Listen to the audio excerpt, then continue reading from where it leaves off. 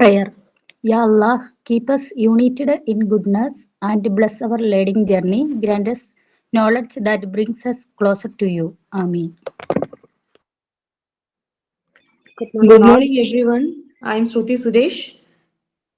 Good morning, respected teacher and my dear friends. It is my pleasure to welcome you all to today's online class. Even though we are not in the classroom, we are connected through this online platform to learn together. I warmly welcome our respected teacher who always guides and supports us. I also welcome all my dear classmates. Let us make today's class interesting and productive by listening carefully and participating actively. Thank you, everyone. Have a great class. Thought of the day. The harder you work for something, the greater you will feel when you achieve it.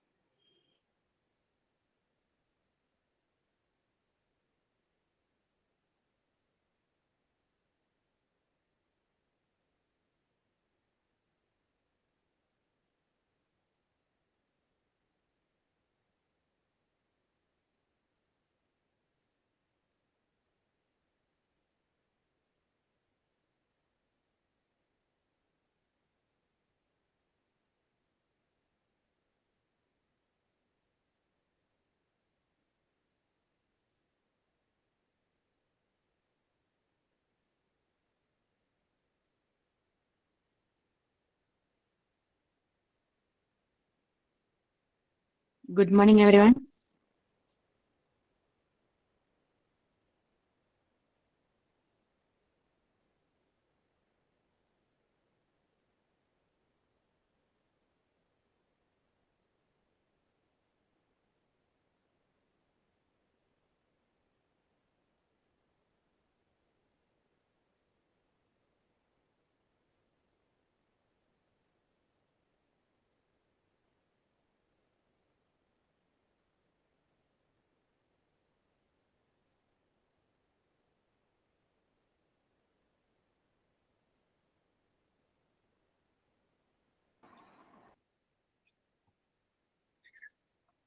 Good morning.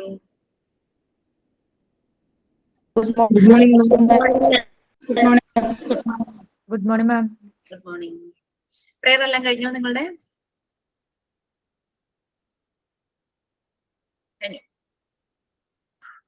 Okay, so നമ്മള് last class Montessori terms അല്ലെ almost തീരാറായി. Most probably ഒരു lesson കൂടെ നിങ്ങൾക്ക് ഞാൻ എടുക്കുമായിരിക്കും. Tendencies, അതും കൂടെ tendencies of മാൻ എന്നുള്ളത്. ഓക്കെ, ഞാനൊന്ന് ഷെയർ ചെയ്യട്ടെ. ഈ ടേംസ് വായിച്ചു നോക്കിയിരുന്നു ആരെങ്കിലും ആ ഒരു ടോപ്പിക്?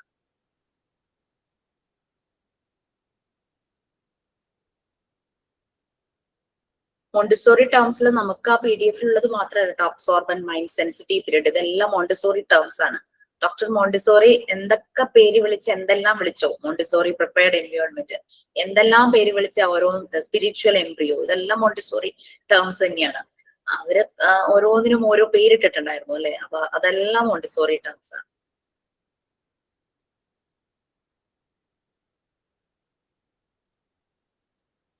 മാമിന്റെ ബർത്ത്ഡേ ആണോ?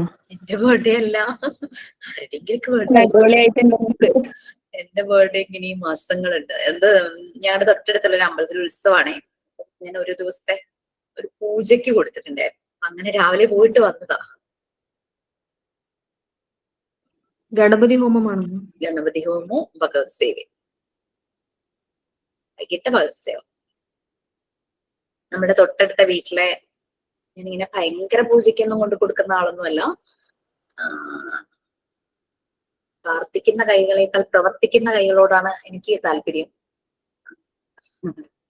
അത് ദൈവത്തിനും അറിയായിരിക്കും. അപ്പൊ ഞാൻ തൊട്ടടുത്ത വീട്ടിലെ ചേട്ടനാണ് അവിടെ കമ്മിറ്റിയിലൊക്കെ ഉള്ളത്. അപ്പൊ എന്തെങ്കിലും ഒന്ന് ഒരു ദിവസത്തെ പൂജയ്ക്ക് എഴുതട്ടെ എന്നൊക്കെ ചോദിച്ചപ്പോഴേക്കും നമ്മൾ ആ ഒരു നൈബർഹുഡിന്റെ ആ ഒരു സ്നേഹം കൊണ്ട്, പിന്നെ ഒരു പോസിറ്റീവ്നെസ്സും ആണല്ലോ, ശരി എന്നാ ഒരു ദിവസത്തെ പൂജയ്ക്ക് എഴുതൂന്ന് പറഞ്ഞു.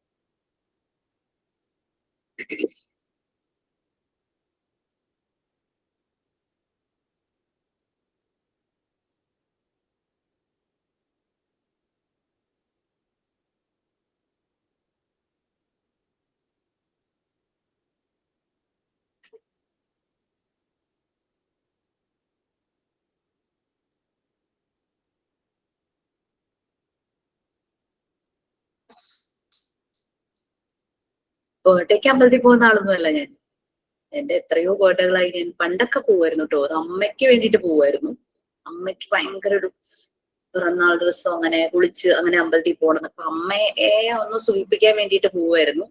പിന്നെ പിന്നെ എല്ലാ ബർത്ത്ഡേകളിലും ഈ ക്ലാസ് നമ്മളെപ്പോഴും പ്രയോറിറ്റി എഡ്യൂക്കേഷൻ ക്ലാസ്സിന് കൊടുക്കുന്ന കാരണം അങ്ങനെ. വീട്ടിലെ മറ്റുള്ളവരുടെ പിറന്നാളുകൾക്കൊക്കെ ഞാൻ പോവും. അവരാരും പോവാത്തത് കൊണ്ട്. അവര് പോവാൻ തുടങ്ങി ഞാൻ പോവില്ല. അവര് പൊക്കോട്ടെ, സ്വന്തം ബർത്ത്ഡേ അല്ലേ. മാഡത്തിന്റെ ബർത്ത്ഡേ ആണോ? എന്റെ ബർത്ത്ഡേ എന്നാണെന്നാണോ ചോദിച്ചേ? അതെ. ഞാൻ വയസ്സാകുന്നത് എന്നാന്നറിയാൻ നല്ലൊരു ആകാംക്ഷ. ഒക്ടോബർ 19. ഒക്ടോബർ 19 കഴിഞ്ഞു പോയല്ലേ? ഞങ്ങൾ അറിഞ്ഞില്ല മാം, അല്ലെങ്കിൽ വിഷ് ചെയ്തേനെ. സാധാരണഗതിയില് ഇങ്ങനെ വിഷ് വരുമ്പോ ആരെങ്കിലൊക്കെ വിഷ് ചെയ്ത് ഇങ്ങനെ ഓർത്തിരിക്കുന്നവര് വിഷ് ചെയ്ത് കേക്കൊക്കെ ഓർഡർ ചെയ്ത് വാങ്ങിച്ചൊക്കെ തരുമ്പോഴേക്കും ഞാൻ ആ ബർത്ത്ഡേ തീരുന്നതിന് ആ സമയത്ത് ഇട്ടിട്ട് ഞാനൊരു സ്റ്റാറ്റസ് ഒക്കെ ഇടും. വിഷ് ചെയ്തവർക്കും വിഷ് ചെയ്യാൻ പോകുന്നവർക്കും താങ്ക്സ് പറഞ്ഞു. അപ്പോഴാണ് എല്ലാരും അറിഞ്ഞ വിഷു വന്നത്. ഞാൻ എനിക്കാകെ 5-6 വിഷല്ലേ കിട്ടിയിട്ടുള്ളൂ. കുറച്ച് കിട്ടട്ടെ എന്ന് കരുതി ഞാനത് ഓക്കെ മാം. നമ്മളൊരാളെ സ്നേഹത്തോടു കൂടി ഒരു വിഷയം കിട്ടുക പറഞ്ഞു കഴിഞ്ഞാൽ ഗിഫ്റ്റ് ഒക്കെ കിട്ടുന്നതിലും വളരെ നല്ലതാണ്. അതെ അതെ.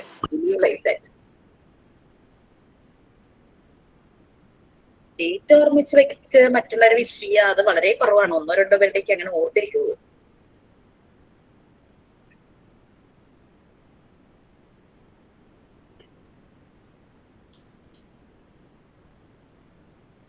നമ്മൾ ജസ്റ്റ് ഒന്ന് കണക്ട് ചെയ്ത് പറഞ്ഞേ ഉള്ളൂ അല്ലെ. ഫോം നെബുലേ നീം അല്ലെ.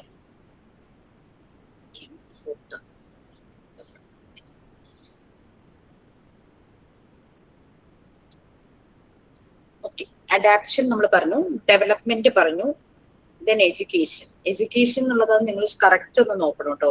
കാരണം എന്താന്ന് വെച്ച് കഴിഞ്ഞാല് നമ്മൾ പണ്ട് പഠിച്ച അത് നോക്കണമെന്ന് ഞാൻ പറഞ്ഞത് എക്സാമിന് വേണ്ടിയിട്ടല്ല. നമ്മൾക്ക് ഒരു അവയർനെസ് ഉണ്ടായിരിക്കണം as A teacher, as A facilitator.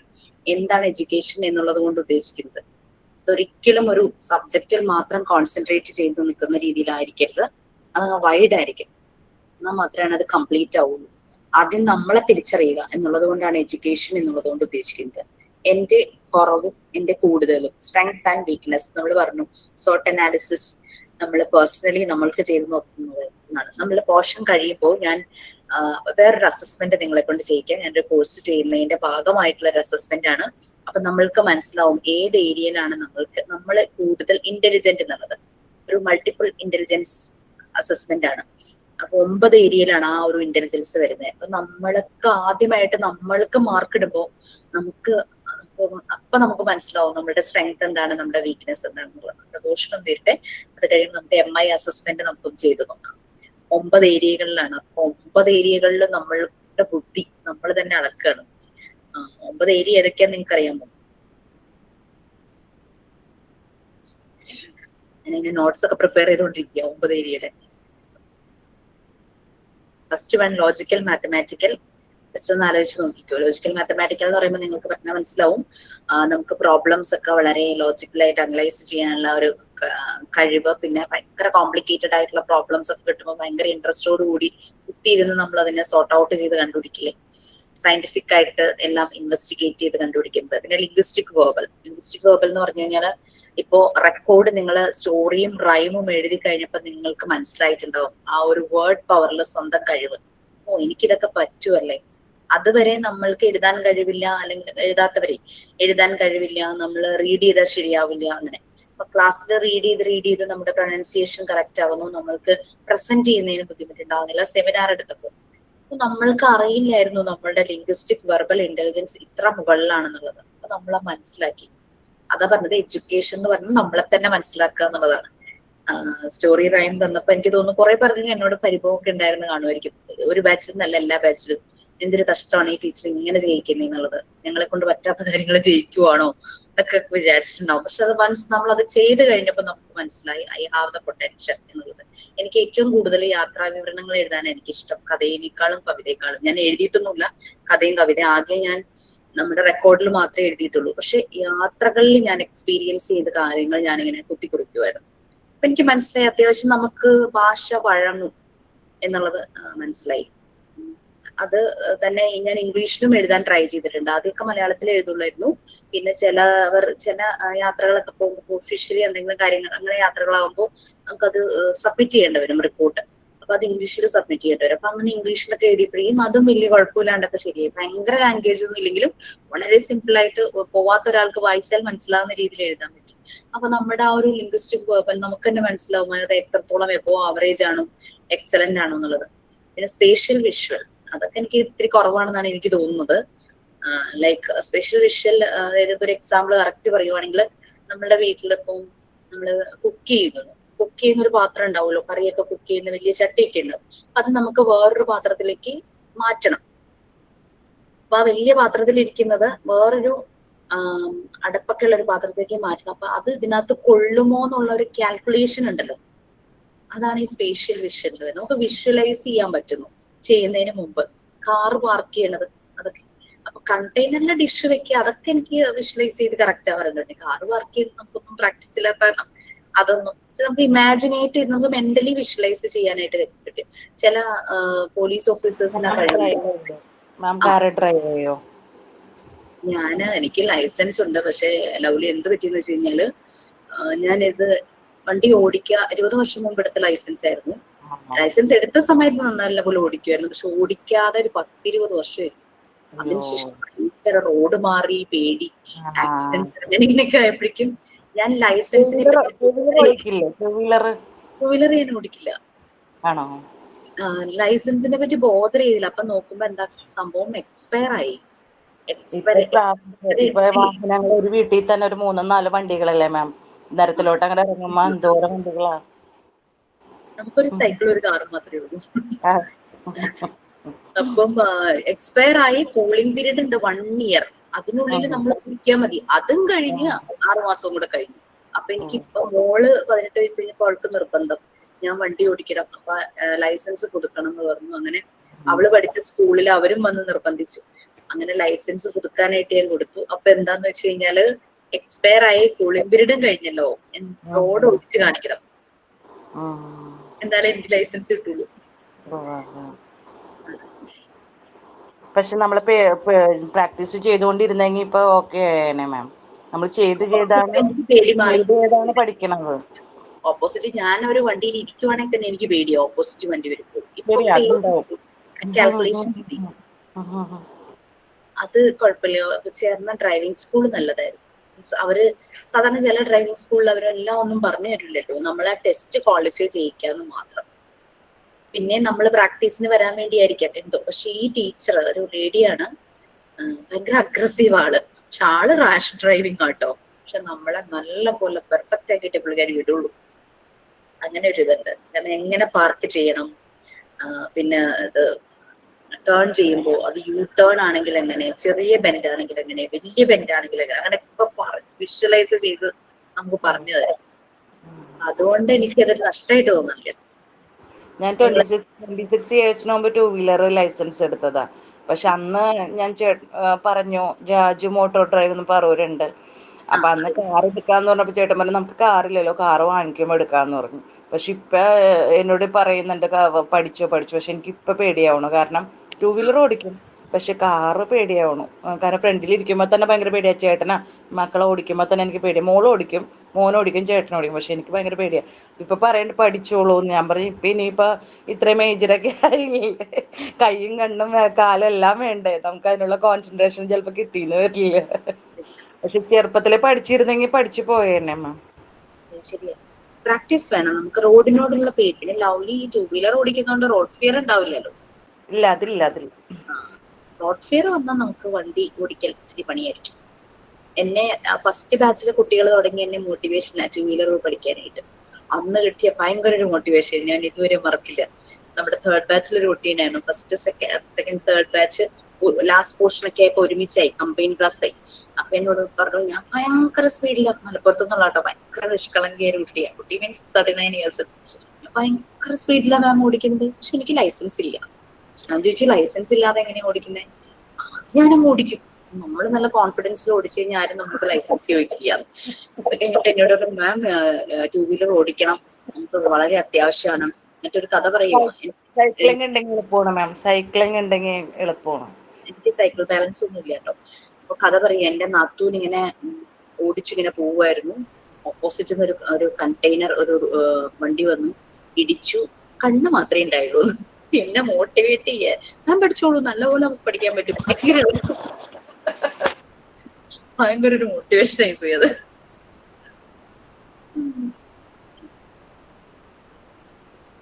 ഞാനിങ്ങനെ പറഞ്ഞില്ല. അപ്പൊ നിങ്ങൾ ജസ്റ്റ് അത് ആലോചിച്ച് നോക്കുക, നമ്മുടെ ഇന്റലിജൻസ്. കാരണം നമുക്ക് കുറവുള്ളത് നമുക്ക് ഇംപ്രൂവ് ചെയ്യാനായിട്ട് നമ്മളുടെ ഇന്റലിജൻസ് നമ്മൾ ഷാർപ്പൻ ആക്കാൻ പറ്റുന്നിടങ്ങളിൽ ഷാർപ്പൻ ആക്കുവാണെങ്കിൽ നമുക്ക് കുട്ടികളുടെ മുന്നിൽ ചെല്ലുമ്പോൾ നമുക്ക് ഇവരുടെ ഇന്റലിജൻസ് ടെസ്റ്റ് ചെയ്യാം. ചെറിയ ചെറിയ ആക്ടിവിറ്റീസ് കൊടുത്ത് ഇവരുടെ ഇന്റലിജൻസ് ടെസ്റ്റ് ചെയ്യാം. നമുക്ക് മനസ്സിലാവും ഇവർക്ക് എവിടെയൊക്കെയാണ് ഇന്റലിജൻസ് വരുന്നത് എന്നുള്ളത്, എവിടെയൊക്കെയാണ് അവർ ഷാർപ്പായിട്ടുള്ളത് മനസ്സിലാവും. ബോഡിലി കിനസ്തെറ്റിക് ഒക്കെ മറ്റേ ഡാൻസ്, ഫ്ലെക്സിബിൾ ബോഡി, അങ്ങനെയൊക്കെയല്ലേ മൂവ്മെന്റ്. പ്രത്യേകിച്ച് ഹോം മേക്കേഴ്സ് ചിലർ കണ്ടിട്ടില്ലേ, വീട് എന്ത് ഭംഗിയായിട്ടാ വെക്കുന്നത്, നിമിഷ നേരം കൊണ്ട് വീട്ടിലെ പണികളൊക്കെ ചെയ്ത് ക്ലീൻ ചെയ്ത് എല്ലാം നല്ല അടുക്കും ചിട്ടയായിട്ട് വെക്കില്ലേ. അത് ശരിക്കും ആ ബോഡി മൂവ്മെന്റ്സ്, അവർക്ക് ആ കോർഡിനേഷൻ ശരിക്കും കിട്ടും. ചിലര് എത്ര സമയം എടുത്താലും വീട് നേരെയാകാത്ത രീതിയിൽ. അതുപോലെ ഡാൻസ് ഒക്കെ, അതൊക്കെ തന്നെ ബോഡി കിനസ്തെറ്റിക് തന്നെയാണ്. പിന്നെ മ്യൂസിക്കൽ റിഥമിക്, പാട്ട് കേൾക്കുന്നത് ഉൾപ്പെടെ അതൊരു ഇന്റലിജൻസ് തന്നെയാണ്. ഇനി വളരെ ഇമ്പോർട്ടന്റ് ആയിട്ടുള്ള 2 ഈ വരുന്നത് ഇന്റർപേഴ്സണൽ. ഒരു ഗ്രൂപ്പില് നല്ലതുപോലെ ആ ഗ്രൂപ്പിനെ കൊണ്ടുപോകാൻ പറ്റുക, നല്ല രീതിയിൽ കമ്മ്യൂണിക്കേറ്റ് ചെയ്യുക. കാരണം ചിലരെ പറയില്ല, ഇങ്ങനെ സംസാരിക്കുന്ന കേട്ട് കഴിഞ്ഞാൽ നമുക്ക് ബോറടിക്കേയില്ല, കേട്ടുകൊണ്ടിരിക്കാൻ തോന്നും. ആ രീതിയിലുള്ള കമ്മ്യൂണിക്കേഷൻ. പിന്നെ എംപത്തറ്റിക്, നമ്മൾക്ക് മറ്റുള്ളവരെ മനസ്സിലാക്കാൻ പറ്റുക. അപ്പൊ അങ്ങനെ ഇന്റർപേഴ്സണൽ കുറെ ഗുണങ്ങളുണ്ട്. ഇൻട്രാപേഴ്സണൽ എന്ന് പറഞ്ഞു കഴിഞ്ഞാൽ നമ്മുടെ തന്നെ തോട്ട്സ്, അതായത് നമ്മള് എഡ്യൂക്കേഷൻ സൈക്കോളജിയിൽ ഇൻട്രോസ്പെക്ഷൻ പറഞ്ഞില്ലേ, സെൽഫ് അനാലിസിസ്, നമ്മളെ തന്നെ നമ്മൾ അനലൈസ് ചെയ്യുന്നത്, നമ്മുടെ ഉള്ളിലേക്ക് ടോർച്ചടിച്ച് നമ്മുടെ ക്വാളിറ്റീസ് നമ്മൾ മനസ്സിലാക്കുന്നത്. അത് പിന്നെ നമ്മൾ സോളിറ്റ്യൂഡ്, ഏകാന്തത ഇഷ്ടപ്പെടും, അങ്ങനത്തെ രീതിയിലുള്ള ഇൻട്രാപേഴ്സണൽ, നമ്മുടെ ഓൺ തോട്ട്സ്, ഫീലിങ്സ്, ആക്ഷൻസിനെയൊക്കെ നമുക്ക് മാനേജ് ചെയ്യാൻ പറ്റുന്നത്. പിന്നെ നെക്സ്റ്റ് നാച്ചുറലിസ്റ്റിക്, നമുക്ക് പ്ലാന്റ്സിനോടും അനിമൽസിനോടും ഒക്കെ ഭയങ്കര ഒരു കൺസേണും എമ്പതിയും സ്നേഹവും, അതാണ് നേച്ചറിനോട് വളരെയധികം നമുക്ക് ഒരു ഇഷ്ടം തോന്നുന്നു. പെറ്റ്സിനോട്. എക്സിസ്റ്റൻഷ്യൽ, എനിക്ക് വളരെ കുറവ് ഇന്റലിജൻസ് ഉള്ള ഒരു ഏരിയയാണ് എക്സിസ്റ്റൻഷ്യൽ. കാരണം ഹ്യൂമൻ എന്നൊരു ഫിലോസഫിക് തിങ്കിങ് ഉള്ള, ഭയങ്കരമായിട്ട് ഫിലോസഫിക്കൽ തിങ്കിങ്, ഞാൻ ഈ ഭൂമിയിൽ വന്നതിന്റെ ഉദ്ദേശം എന്താണ്, എന്റെ ലക്ഷ്യം എന്താണ്, ഞാൻ അത്രയ്ക്കൊന്നും കടുകയറി ചിന്തിക്കാറില്ല. Whatever I can do I will do in this moment എന്നുള്ള രീതിയിൽ പോകുന്ന ഒരു വ്യക്തിയാണ്. അപ്പൊ എക്സിസ്റ്റൻഷ്യൽ 9 ഇന്റലിജൻസ് ആണ് നമ്മളുടെ ഇന്റലിജൻസിന്റെ ഏരിയയിലുള്ളത്. നമ്മളെപ്പോഴും ബുദ്ധി എന്ന് പറയുമ്പോഴേക്കും പണ്ട് കാലങ്ങളിലുള്ള ഒരു സ്റ്റിഗ്മ എന്ന് പറഞ്ഞു കഴിഞ്ഞാൽ ഭയങ്കരമായിട്ട് ടോപ്പ് ആവുന്ന ഒരാള് മാർക്ക് വാങ്ങുന്നത്, അതൊന്നുമല്ല. ഇന്റലിജൻസിന്റെ ഏരിയ വേരിയസ് ആണ്. നമുക്ക് നമ്മുടെ ഇന്റലിജൻസ് ഒന്ന് മാർക്ക് ഇട്ട് നോക്കാം. അപ്പോൾ നമുക്ക് മനസ്സിലാവും, ഞാൻ ഇങ്ങനെയൊക്കെ ആയിരുന്നു, എനിക്ക് ഇതൊക്കെ പറ്റുമായിരുന്നു എന്നൊക്കെ. റെക്കോർഡ് 2 എഴുതി കഴിഞ്ഞപ്പോൾ നിങ്ങൾക്ക് നിങ്ങളുടെ ഇന്റലിജൻസിന്റെ ചില ഏരിയകൾ മനസ്സിലായിട്ടുണ്ടാവും. അപ്പൊ നമ്മള് എഡ്യൂക്കേഷൻ കഴിഞ്ഞു. ഹോംസ് അല്ലെങ്കിൽ ഹോർമോൺസ്, ശരിക്കും ഹോർമോൺസ് തന്നെയാണ് ആ ഒരു ഫോഴ്സ്, നമ്മുടെ ഒരു ലീഡിങ് ഫോഴ്സ്. നമുക്ക് വായിക്കണം എന്നുണ്ടെങ്കിൽ വായിക്കാം. നമ്മൾ വായിച്ചിരുന്നോ ഹോർമോൺസ്? ഇല്ല മാം. എഡ്യൂക്കേഷൻ തുടങ്ങി വായിച്ചിട്ടില്ല മാം. എഡ്യൂക്കേഷൻ തുടങ്ങി വായിച്ചിട്ടില്ല. സോ എഡ്യൂക്കേഷൻ വായിച്ചോളൂ പ്ലീസ്.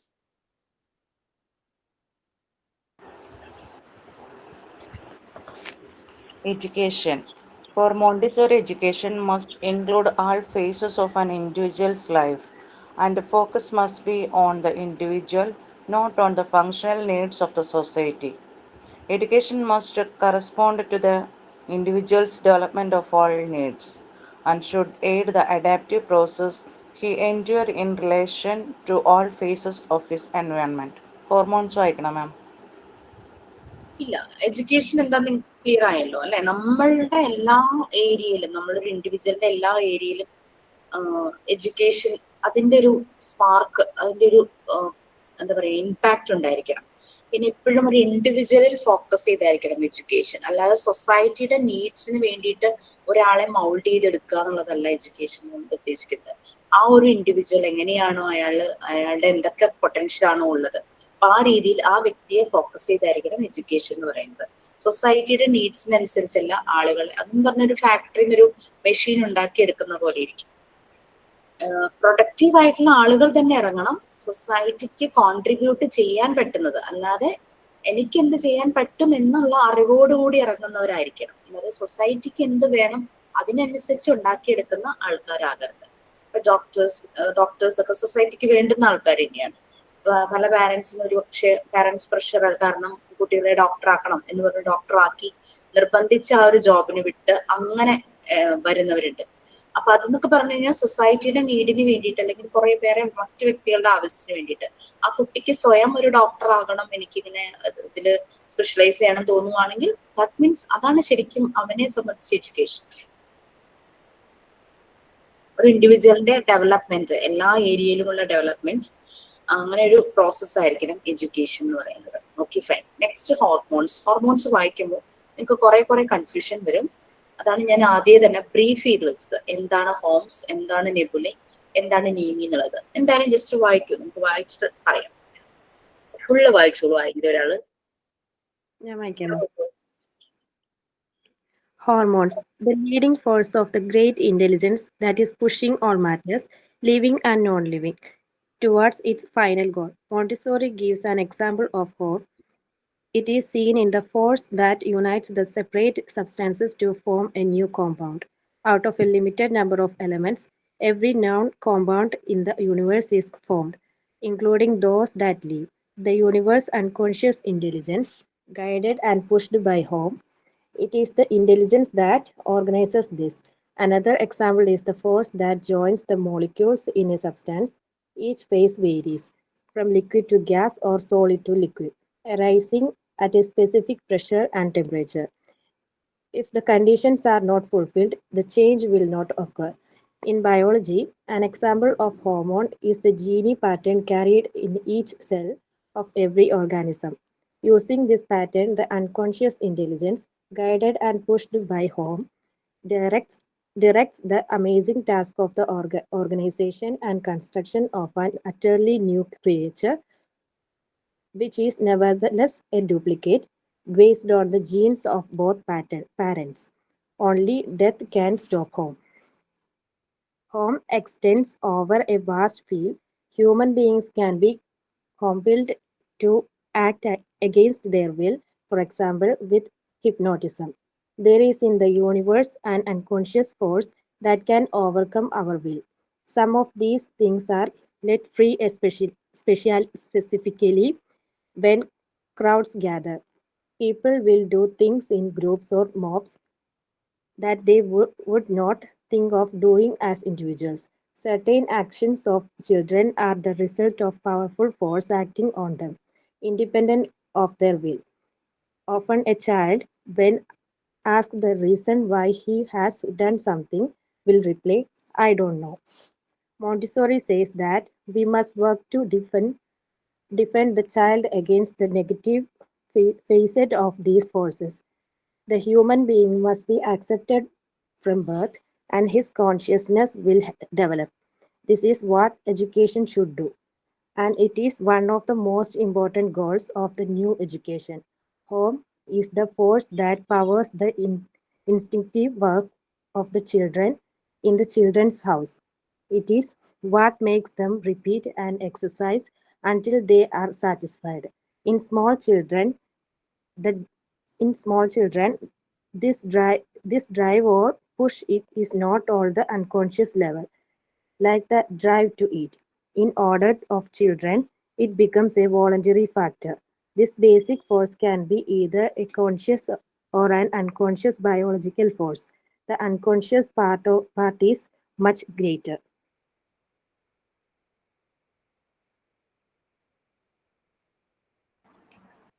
കുറെ നമുക്ക് ആവശ്യമില്ലാത്ത കുറച്ച് കാര്യങ്ങൾ related with biology and physics ഒക്കെ ഇന്നത്തെ ആഡ് ചെയ്ത് വെച്ചിരിക്കുന്നേ ഉള്ളൂ.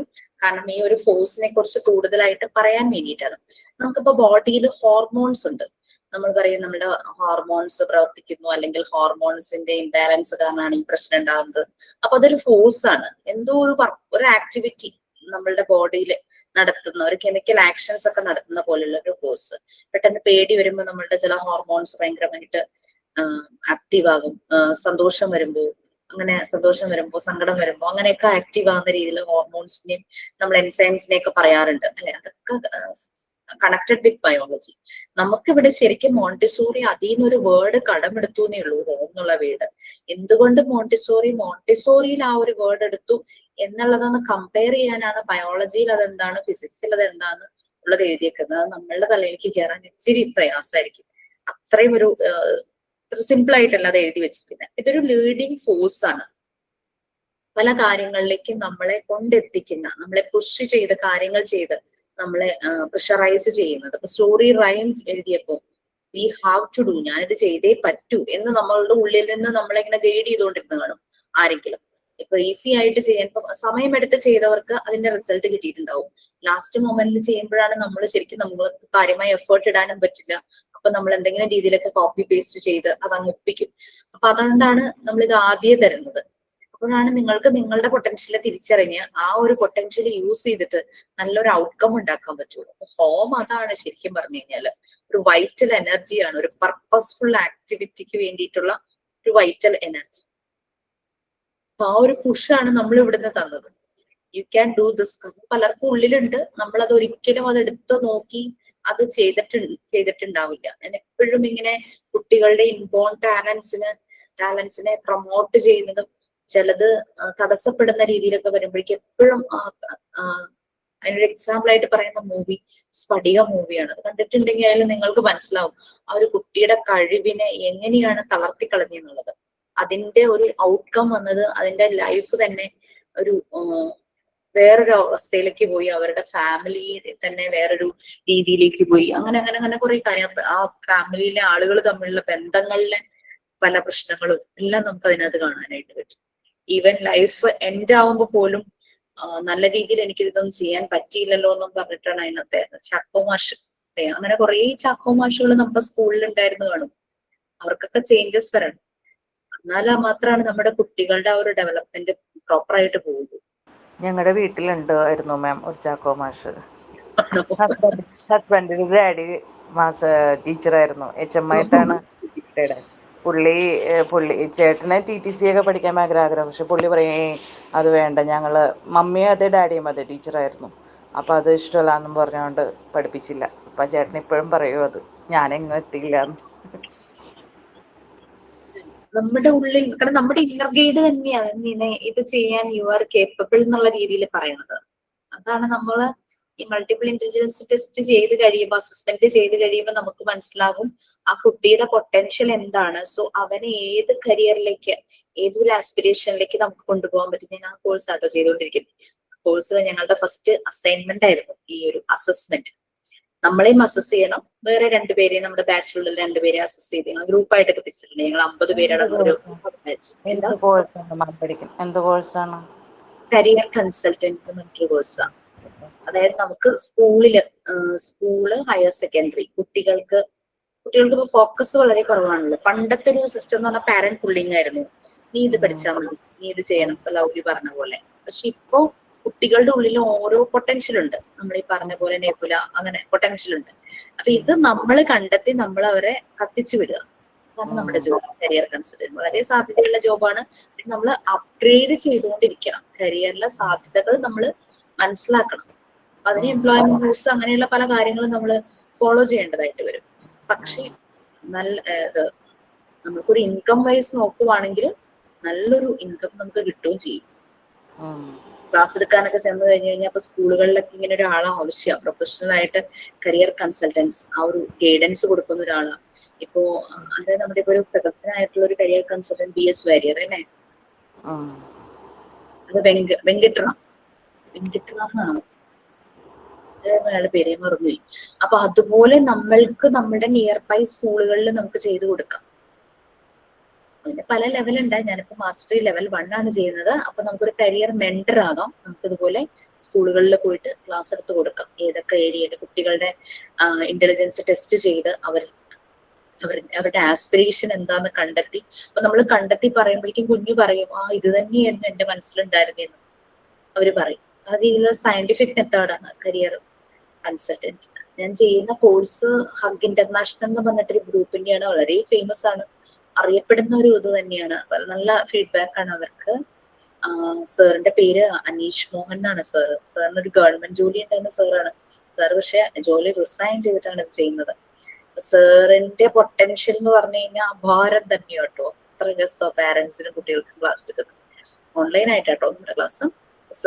സാറും ഒരു ഡോക്ടർ ഐസക് തോമസ് ഒരു സാറുമാണ് നമുക്ക് ക്ലാസ് എടുക്കുന്നത്.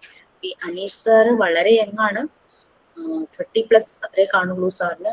സാറിനൊരു ആക്സിഡന്റ് എന്ന് പറഞ്ഞു കഴിഞ്ഞാൽ സാറ് റെയിൽവേ ക്രോസ്, സാറിന്റെ അശ്രദ്ധ പറയണേ, എന്റെ അശ്രദ്ധയാന്നാ പറയണേ.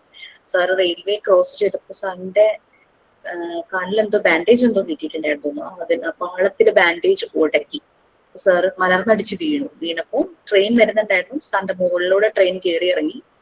സാറിന്റെ വലത് കൈപ്പത്തി അറ്റുപോയി ഡാമേജ് ആയി. എന്നിട്ട് പകരം ഒരു ആർട്ടിഫിഷ്യൽ ആയിട്ടുള്ള പാമാണ് വെച്ചിരിക്കുന്നത് റൈറ്റ് ഹാൻഡില്. പിന്നെ ലെഫ്റ്റ് ഹാൻഡും ഇതുപോലെ തന്നെ കൈപ്പത്തി അറ്റുപോയി. പക്ഷെ ആ അറ്റുപോയ ഭാഗത്തിന് ഡാമേജ് ഒന്നും പറ്റാത്തതുകൊണ്ട് അതിങ്ങനെ തുന്നി ചേർത്തിരിക്കുക. ഇതൊക്കെ സാറിന്റെ ഈ കൈയൊക്കെ ഒരു പ്രത്യേക രീതിയിലായിരിക്കുന്നത്. പിന്നെ ഇടത് കാല്, വലത് കൈപ്പത്തി അറ്റുപോയി ആർട്ടിഫിഷ്യൽ വെച്ചു, ഇടത് കൈപ്പത്തിയും അറ്റുപോയിട്ട് തുന്നി ചേർത്തു, ഇടത് കാലും പോയി മുട്ടിന് താഴേക്ക്, അതും ആംപ്യൂട്ടഡ് ലെഗാണ് വെച്ചിരിക്കുന്നത്. അങ്ങനെ ഒരു മനുഷ്യനാണ്. ഇതുപോലെ വളരെ പോസിറ്റീവ് ആയിട്ടുള്ള ഒരു മനുഷ്യൻ. എന്റെ ലൈഫിൽ ഇത്രയും പോസിറ്റീവ് പ്രകാശം പരത്തുന്ന ഒരു വ്യക്തിയെ കണ്ടിട്ട്. അപ്പൊ സാറ് പറയുന്നു, ഇങ്ങനെ ഹോസ്പിറ്റലിൽ ബെഡിൽ കിടന്ന് സാറിന്റെ അമ്മോട് പറയുവാണ്, എനിക്ക് ദയാവധം വേണം, എനിക്കിനി ജീവിക്കേണ്ട, കാരണം അത്രയ്ക്ക് വേദനയോടുകൂടെ സാർ ഇരിക്കുക, എനിക്ക് ദയാവധം വേണം എന്ന് പറഞ്ഞു. അപ്പൊ അമ്മ പറഞ്ഞു, ഞാൻ ജീവിച്ചിരിക്കുന്നവരെ നീ ജീവിച്ചിരിക്കുന്നത് എനിക്ക് കാണണം, അത് കഴിഞ്ഞ് നീ വേണമെങ്കിൽ സൂയിസൈഡ് ചെയ്തു എന്ന് പറഞ്ഞു. അങ്ങനെ അമ്മ പറഞ്ഞ അതിൽ നിന്നാണ് സാറിന്റെ ജീവിതം മാറുന്നത്. സാറ് പിന്നെ അങ്ങ് സ്ട്രഗിൾ ചെയ്തു. സാറ് കഴിഞ്ഞ ദിവസം സാറ് ക്ലാസ് എടുക്കുമ്പോൾ പറയാണ്, സാറിന്റെ ഇങ്ങനെ വെച്ച വിരലുണ്ടല്ലോ, ഈ എന്താ പറയുക, റൈറ്റില് ആർട്ടിഫിഷ്യൽ ആണല്ലോ വെച്ചിരിക്കുന്നത് പാം. അപ്പൊ അതിന് എവിടെയോ കൊണ്ടിട്ട് ചെറിയ വിരലിന്റെ ഇതങ്ങാണ്ട് ഒടിഞ്ഞു. അപ്പോ 1.5 ലക്ഷമാണ് ഈ ഒരു കൈപ്പത്തി മാത്രം. ഇടയ്ക്കിടയ്ക്ക് സർവീസ് ചെയ്യണം. വാങ്ങിച്ചിട്ട് അധികം ആയിട്ടില്ല. 1.5 ലക്ഷം. വീണ്ടും അതിനകത്തൊരു 10,000 രൂപയൊക്കെ ചെലവാക്കേണ്ട വരില്ലോ. സാറ് തന്നെ ഇത് എന്താ പറയാ, സെലോട്ടീപ്പ് വെച്ച് ഒട്ടിച്ച് അതിങ്ങനെ കറക്റ്റ് ആക്കി വെച്ചത്. അപ്പം ഒരിക്കൽ പോലും സാറിന്റെ കണ്ണിലെ വിഷമോ അങ്ങനെയൊന്നും നമ്മൾ കണ്ടിട്ടില്ല. ഭയങ്കര പ്രകാശമോ, ഭയങ്കര നല്ലൊരു ഇതായിട്ട് സാർ പറയാം. നമ്മളെനിക്ക് നമ്മൾക്കൊന്ന് ഇച്ചിരി എന്തെങ്കിലും ഒന്ന് പഠിക്കുമ്പോഴോ അല്ലെങ്കിൽ എന്തെങ്കിലും ഒരു വർക്ക് ചെയ്യുമ്പോഴോ നമ്മളങ്ങ് ടയേർഡ് ആവുമ്പോ ഞാൻ എന്തിനാണ് ചെയ്യുന്നത്, ലൈക്ക് ആ ഒരു രീതിയിൽ നമ്മൾ സാർ ഇങ്ങനെ കണ്ടിന്യൂസ് വർക്ക് ചെയ്യുന്ന ഒരു മനുഷ്യൻ. അങ്ങനെ സഹിക്കാൻ പറ്റുന്നവർക്ക് കൊടുക്കുള്ളൂ ദൈവം. നല്ല. പിന്നെ ഈ ഇത് വയ്ക്കുമ്പോ വേദനയുണ്ടല്ലോ, ഈ ആംപ്യൂട്ടറിലേക്കൊക്കെ വെക്കുമ്പോ അന്ന് കറക്റ്റ് ആവാതൊക്കെ വരുമ്പോ മുറിയും ചോര വരും. മാരീഡ് ആണ്, മോനുണ്ട്. നല്ലൊരു എനർജറ്റിക് ആയിട്ടുള്ള ക്ലാസ്. 2 hours പോകുന്നതേ നമ്മൾ അറിയില്ല. സൺഡേയും തേഴ്സ്ഡേയുമാണ് 8 സെഷനാണ്. നിറയെ അസൈൻമെന്റുകളൊക്കെ ഉണ്ട്, പഠിക്കാനൊക്കെ ഇഷ്ടംപോലെ ഉണ്ട്. അതിന് ടൈം ലിമിറ്റും വെച്ചിട്ടുണ്ട്. ടൈമിന് ഭയങ്കരമായിട്ട് അവർ ഇമ്പോർട്ടൻസ് കൊടുക്കുന്ന ടൈം ലിമിറ്റ് വെച്ചിട്ടുണ്ട്. ആ ടൈം ലിമിറ്റിൽ ഡിഗ്രി വേണം തോന്നുന്നു ഈ കോഴ്സ് ചെയ്യാൻ, ക്വാളിഫിക്കേഷൻ.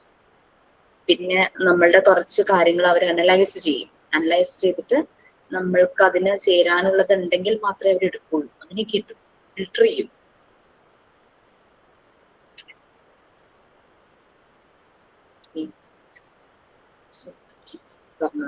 കരിയർ വളരെ ഇമ്പോർട്ടന്റ് ആണ്. അപ്പൊ എഡ്യൂക്കേഷൻ എന്താണെന്നുള്ളത് നമ്മൾ മനസ്സിലാക്കണം. ഇപ്പോഴത്തെ ജനറേഷൻ കുട്ടികളുടെ രീതികൾ മനസ്സിലാക്കണം. അപ്പൊ അവരെ നമ്മൾ എങ്ങനെ അവരുടെ ആസ്പിരേഷൻസിലേക്ക്, അവരുടെ ഗോളിലേക്ക് എങ്ങനെ എത്തിക്കാൻ പറ്റും എന്നുള്ളത് നമ്മൾ മനസ്സിലാക്കി കഴിഞ്ഞാൽ നമുക്ക് വളരെ ഈസി ആയിട്ട് അത് ചെയ്യാനായിട്ട് പറ്റും. നമ്മൾ അന്വേഷിച്ച് വരും സ്കൂളുകള് ക്ലാസ് എടുക്കാൻ വരാമോ എന്ന് ചോദിച്ചിട്ട്. നമുക്ക് നല്ല പേയ്മെന്റ് കിട്ടുന്ന ഒരു ജോബ് തന്നെയാണ്. നമ്മൾ ഇൻവെസ്റ്റ് ചെയ്യുന്ന ആ ടൈമിന് നല്ല ഡീസെന്റ് ആയിട്ട് തന്നെ പേയ്മെന്റ് കിട്ടും. അത്ര നല്ല രീതിയിൽ നമുക്ക് ഏൺ ചെയ്യാൻ പറ്റുന്നതാണ്. അത് മാത്രമല്ല, ഏണിങ് മാത്രമല്ലല്ലോ, നമ്മൾ ഗൈഡ് ചെയ്യല്ലേ, നല്ലൊരു സൊസൈറ്റിക്ക് വേണ്ടിയിട്ട് കുട്ടികളെ നമ്മൾ ഗൈഡ് ചെയ്യല്ലേ. അത് നല്ലൊരു ഡിവൈൻ ജോബ് തന്നെയാണ്. ടീച്ചർ എന്ന് പറയുന്ന പോലെ തന്നെ ടീച്ചറിന്റെ ഒപ്പം തന്നെ നമുക്ക് കരിയർ ഗൈഡൻസും കൂടെ കൊടുക്കാൻ പറ്റുവാണെങ്കിൽ നമ്മൾ വർക്ക് ചെയ്യുന്ന ഇൻസ്റ്റിറ്റ്യൂട്ടിലും നല്ലൊരു, നമ്മൾ ചെറിയ ക്ലാസ്സിലെ പഠിപ്പിക്കണമെങ്കിൽ പോലും വലിയ ക്ലാസ്സിലെ കുട്ടികൾക്ക് വേണ്ടി ക്ലാസ് എടുക്കാൻ അവർക്ക് പുറത്തുനിന്ന് ആളെ വരുത്തേണ്ട ആവശ്യമില്ലല്ലോ. ഞാൻ അതിലെ 3ാമത്തെ ബാച്ചാട്ടോ. That's 3 years. ഫീസ് ഉണ്ട്, 10,000 ആണ് ഫീസ്. 1 year ആണോ മാം? 1 year എന്നല്ല, 8 sessions ആണ്, 2 മണിക്കൂറിന്റെ. അത് നിങ്ങൾ ഇപ്പോഴൊന്നും അതിനെ കുറിച്ച് ചിന്തിക്കേണ്ട. നമുക്ക് പെട്ടെന്നൊരു 10,000 ഒക്കെ പേ ചെയ്യാൻ അങ്ങനെ നിങ്ങൾക്ക് ചിന്തിക്കേണ്ട. നമ്മൾ ആദ്യം നമ്മൾക്കൊരു ബേസ് ഉണ്ടാക്കി വെക്കുക. കാരണം വൺസ് നമ്മളൊരു മോണ്ടിസോറി ടീച്ചർ ആയിട്ട് ഇത് മതി, ഇപ്പൊ ലൈക്ക് ചിലർക്ക് ഉണ്ടാവുമായിരിക്കും എനിക്ക് ഈ ഒരു ജോബ് മതി, I am comfortable, that's okay. അതേസമയം നമുക്ക് ഇനി റിലേറ്റഡ് സ്റ്റഡി വേണം, എനിക്ക് കൂടുതൽ ഏരിയയിലേക്ക് വൈഡൻ ആക്കണം എന്റെ പ്രൊഫഷൻ എന്നൊക്കെ ഒരു തോട്ട് ഉണ്ടെങ്കിൽ നമ്മൾ ആദ്യം ഒരു ബേസ് ഉണ്ടാക്കി വെക്കുക.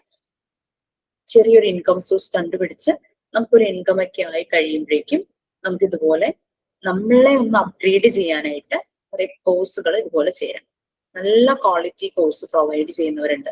അതെവിടെയും പോയി ചെയ്യണമെന്നില്ല, ഓൺലൈനിൽ തന്നെ നമുക്ക് ഓഫ്ലൈനിനേക്കാളും മികച്ച രീതിയിലാണ് അവർ പ്രൊവൈഡ് ചെയ്യുന്നത്. നമ്മൾ കൊടുക്കുന്ന ഓരോ കാശിനും അവർ വാല്യൂ കൊടുക്കും, നമ്മുടെ ടൈമിന് അവർ വാല്യൂ കൊടുക്കും. അതിനനുസരിച്ച് അവർ നമ്മൾക്ക് പ്രൊവൈഡ് ചെയ്യും. അത് നല്ലത് കണ്ടുപിടിക്കുക എന്നുള്ളത്. എനിക്ക് 2 എനിക്കറിയാവുന്നത്, ഒന്ന് ഞാനിപ്പോ ചേർന്ന കരിയർ കൺസൾട്ടന്റ്, പിന്നെ ഞാൻ ചൈൽഡ് സൈക്കോമെട്രിക് അനാലിസിസ് ആ ഒരു കോഴ്സ് ചെയ്തത് കോഴിക്കോടുള്ള ഒരു പ്ലാനറ്റ് ലൈഫ് എന്ന് പറഞ്ഞിട്ടൊരു ഇൻസ്റ്റിറ്റ്യൂട്ട് ഉണ്ട്. നല്ലൊരു സാർ സാർ ഉണ്ട്, അതേ എങ്ങാണ്. ഈ സാറിന്റെ കുറെ സ്റ്റാഫ് ഒക്കെ ഉണ്ട്, നല്ല ക്ലാസ് ആണ് അവരുടെ. വൺസ് നമ്മൾ അവരുടെ ഒരു ക്ലാസ്സിൽ എൻറോൾ ആയി കഴിഞ്ഞു കഴിഞ്ഞാല് പിന്നെ അതിന്റെ അടുത്തടുത്ത ബാച്ച് വരുമ്പോൾ നമുക്ക് ഫ്രീ ആയിട്ട് വേണമെങ്കിൽ ഒന്നുകൂടെ കയറി റിഫ്രഷ് ചെയ്യുകയൊക്കെ ചെയ്യാം. അങ്ങനെയുണ്ട്. പിന്നെ നമുക്ക് മെറ്റീരിയൽസ്, കുറേ മെറ്റീരിയൽസ് അവർ തരും. കുട്ടികളെ അനലൈസ് ചെയ്യുന്നതും അവർക്ക് എന്തെങ്കിലും ലേണിംഗ് ഡിസബിലിറ്റി ഉണ്ടെങ്കിൽ അത് കണ്ടുപിടിക്കാനുള്ള ടെസ്റ്റ് മാർഗങ്ങൾ, അങ്ങനെ കുറെ കാര്യങ്ങളൊക്കെ. ചൈൽഡ് സൈക്കോമെട്രിക് അനാലിസിസ് 1 മാസത്തെ കോഴ്സായിരുന്നു. മൺഡേ ടു സാറ്റർഡേ ആണോ ഫ്രൈഡേ ആണോ എന്ന് എനിക്ക് ഓർമ്മയില്ല. 1 hour ഓൺലൈൻ ആയിരുന്നു. അപ്പോൾ അത് കുറേ മെത്തേഡ്സ് അവർ നമ്മളെ പഠിപ്പിച്ചു തരും. കുട്ടികളെ എങ്ങനെ അനലൈസ് ചെയ്യണം, അവരുടെ കാര്യങ്ങൾ എങ്ങനെ സ്റ്റഡി ചെയ്ത് അവരുടെ എന്തെങ്കിലും ഡിസബിലിറ്റി മനസ്സിലാക്കി അവരെ നെക്സ്റ്റ് ലെവലിലേക്ക് കൊണ്ടുപോകാനായിട്ട് എന്തൊക്കെ പ്രാക്ടീസ് ചെയ്യിക്കണം, കുറെ ടൂൾസ് ഒക്കെ അവർ നമുക്ക് തരും. അതിന്റെ എല്ലാ ഡീറ്റെയിൽസും തരും. വെറുതെ കാശ് വാങ്ങുന്ന അങ്ങനത്തെ ടൈപ്പ് അല്ല. ഈ 2 എണ്ണവും വളരെ കോൺഫിഡന്റ് ആയിട്ട് എനിക്ക് നിങ്ങൾക്ക് ഇൻട്രൊഡ്യൂസ് ചെയ്യുന്നത്. പലപ്പോഴും എന്റെ സ്റ്റാറ്റസിൽ ഇടാറുണ്ട് അവരുടെ പല ക്ലാസ്സുകളുടെ ഡീറ്റെയിൽസ് അങ്ങനെ ഗ്രൂപ്പിൽ വരുമ്പോഴേ. ഇത് എന്താ പറയാ, ഈ ഇച്ചിരി ലേണിംഗ് ഡിസോർഡറുള്ള കുട്ടികളുടെ എങ്ങനെ അത് മനസ്സിലാക്കും. നമ്മളുടെ പ്രീവിയസ് ബാച്ചിലെ കുറെ പേരൊക്കെ അതിന് ജോയിൻ ചെയ്തവർ ഭയങ്കര നല്ല ഫീഡ്ബാക്ക് പറഞ്ഞിട്ടുണ്ടായിരുന്നു. പഠിപ്പിക്കാൻ പോകുമ്പോൾ കുറച്ചുകൂടി ഈസി ആയിരിക്കും. പെട്ടെന്നൊന്നും ജോയിൻ ആവണ്ട. നമ്മൾക്ക് ഇനിയും ആരോടെങ്കിലും നമ്മളുടെ ഫീസ് അടയ്ക്കാൻ ക്യാഷ് ചോദിച്ച് നമ്മുടെ ഫാമിലിയിൽ ബുദ്ധിമുട്ടിക്കണ്ടല്ലോ. നമ്മൾ വൺസ് ഒന്ന് ഏൺ ചെയ്യാൻ തുടങ്ങുമ്പോഴേക്കും നമുക്കൊന്ന് മാറ്റിവെക്കാം. മന്ത്ലി ചെറിയൊരു എമൗണ്ട് ഇനി എനിക്ക് അപ്ഗ്രേഡ് ചെയ്യാനായിട്ട് എന്നുള്ള രീതിയിൽ മാറ്റി വെച്ചിട്ട് നമുക്ക് തന്നെ ചെയ്യാം. ചേരാലോ, വീട്ടിൽ തന്നെ ഇരുന്ന് ചെയ്യാം. ഇഷ്ടംപോലെ ടൂൾസ് കിട്ടും, അത് പ്രാക്ടീസ് ചെയ്യാം. കുട്ടികളുടെ അടുത്തുണ്ടെങ്കിൽ നമ്മുടെ വീട്ടിലെ കുട്ടികളിലൊക്കെ നമുക്കൊന്ന് പ്രാക്ടീസ് ചെയ്ത് നോക്കാം. നമ്മൾ വർക്ക് ചെയ്യുന്ന ചെറിയ കുട്ടികളെ നമുക്ക് ചെയ്യാനായിട്ട് പറ്റും. അതിന് പിന്നെ വലിയ കുട്ടികളിൽ നമുക്ക് കരിയർ കൺസൾട്ടന്റ്, ആ ഒരു കരിയർ ഗൈഡൻസ്, നമ്മളുടെ ഉള്ളിൽ ഈ ഒരു പൊട്ടൻഷ്യലും ഈ ഒരു സർട്ടിഫിക്കറ്റ് ഒക്കെ ഉണ്ടെന്ന് നിങ്ങളുടെ പ്രൊഫൈലിൽ കൊടുത്തു കഴിഞ്ഞ് കഴിഞ്ഞാൽ എവിടെയെങ്കിലും ഇന്റർവ്യൂവിന് പോകുമ്പോഴും നമ്മൾ നന്നായി ചെയ്തിട്ടുള്ള കോഴ്സ് ആണെങ്കിൽ നമ്മളും കോൺഫിഡന്റ് ആയിരിക്കും. നമ്മൾ അതിനകത്ത് ആഡ് ചെയ്യുന്നതിലൊന്നും നമുക്ക് മടിയൊന്നും തോന്നും. ഓക്കെ, ഇവന്റ്സോ നമ്മൾ ഹോമാണ് പറഞ്ഞുകൊണ്ടിരുന്നത് അല്ലെ. അപ്പൊ ശരിക്കും അതൊരു ഇന്റലിജൻസ്, ആ ഇന്റലിജൻസിനെ ഫൈൻഡ് ഔട്ട് ചെയ്ത് അതിനെ പ്രഷറൈസ് ചെയ്ത് ഡൂ ദിസ് എന്ന് പറഞ്ഞിട്ട് വിടുന്ന ഒരു വൈറ്റൽ എനർജിയാണ് ഈ ഹോം എന്ന് പറയുന്നത്, ഒരു പർപ്പസ്ഫുൾ ആക്ടിവിറ്റി. ശരിക്കും ഇത് ഈ ഫിസിക്സിലും കെമിസ്ട്രി ബയോളജി അതിലൊക്കെ പറയുന്ന പോലെ, കെമിസ്ട്രിയിൽ പറയുന്ന പോലെ ഒരു സബ്സ്റ്റൻസിലെ മോളിക്യൂൾസ് ആണ്. അപ്പൊ നമുക്കറിയാം ഒരു സബ്സ്റ്റൻസിലെ മോളിക്യൂൾസ് ചില സമയത്ത് അവരെ ഇതിങ്ങനെ ഡിസോർഡേർഡ് ആയിട്ട് കിടക്കും അല്ലെ. ഈ ഒരു എനർജി അതൊരു ഓർഡറിലായി വന്നാലാണ് നമുക്കൊരു പർട്ടിക്കുലർ ടാസ്ക് ചെയ്യിക്കാനായിട്ട് പറ്റുള്ളൂ. അപ്പൊ കുട്ടികളിൽ എങ്ങനെയാന്ന് വെച്ചാൽ ഇത് ക്രൗഡഡ് ആയിട്ട് കിടക്കും, ഡിസോർഡർ ആയിട്ട്. കുട്ടികളൊന്ന് ഡെവലപ്പായി വരുമ്പോഴാണ് ഇത് കറക്റ്റ് ഓർഡേർഡ് പാറ്റേണിൽ വരുന്നത്. അതിനൊരു എക്സാമ്പിൾ പറയുവാണെങ്കിൽ, നമുക്ക് കുട്ടികൾക്ക് അറിയില്ല ഓരോ ആക്ടിവിറ്റി ചെയ്യുമ്പോൾ എത്രത്തോളം ഫോഴ്സ് ഇൻസേർട്ട് ചെയ്യണം. ഇവരുടെ ഇന്നർ ഗൈഡ് ഇവരോട് ഡു ദിസ് എന്ന് പറയുമ്പോൾ അവരുടെ മാക്സിമം എഫേർട്ട് എടുത്ത് പലപ്പോഴും ചെയ്യും. നമ്മൾ പലപ്പോഴും ക്ലാസ്സിൽ എക്സാമ്പിൾ ആയിട്ട് പറഞ്ഞിട്ടുണ്ട്, ജഗ്ഗിൽ നിന്ന് ഗ്ലാസ്സിലേക്ക് വെള്ളം ഒഴിക്കുമ്പോൾ കുറെ തെറിച്ചു പോകും. അപ്പൊ അവർക്ക് അറിയില്ല ഒരു ഇത് ലിഫ്റ്റ് ചെയ്യുമ്പോൾ എത്രത്തോളം ഫോഴ്സ് ചെയ്യാൻ അപ്ലൈ ചെയ്യണം, അതിങ്ങനെ പോർ ചെയ്യുമ്പോൾ എത്ര ഫോഴ്സ് അപ്ലൈ ചെയ്യണം, ഞാൻ കറക്റ്റ് ഇതിൽ ചെയ്താൽ മാത്രമാണ് അത് കറക്റ്റ് വെള്ളം തുളുമ്പി പോവാതെ കിട്ടുള്ളൂ. അങ്ങനെയൊന്നും ഒരു ഐഡിയ അവർക്ക് കിട്ടിയിട്ടുണ്ടാവില്ല.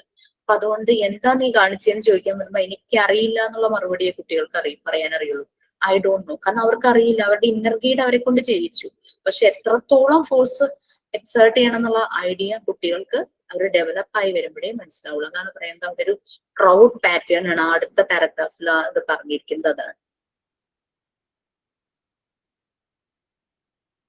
ഹോം ഇങ്ങനെ എക്സ്റ്റെൻഡ് ചെയ്തിരിക്കുകയാണ്, ഒരു വാസ്റ്റ് ഫീൽഡ്.